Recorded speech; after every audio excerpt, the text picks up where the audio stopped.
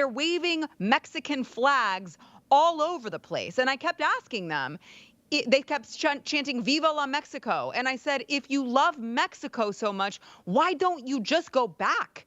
And they didn't have an answer for me on that, Dan, because of course the fact of the matter is that they want to be rewarded for their bad behavior. They want to be rewarded for the sheer fact that they are a criminal just by very nature of entering this country illegally. And the entitlement that was on display there was just incredible to see. Yeah, now let me point out, roll that video again, because I'm scanning that crowd and I'm saying, I don't just see people that look like they might come from Mexico or Guatemala or Venezuela.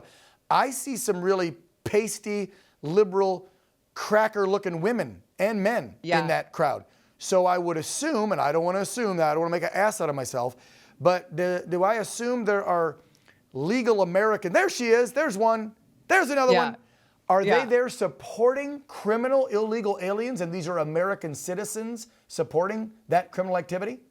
So it's fascinating. The weirdo that you saw jumping up and down was actually, I believe she told me she was a legal immigrant and she had a very thick accent. But the other ones, presumably, were, at least one of them who talked to me was an American citizen, while she was telling me that Americans were racist.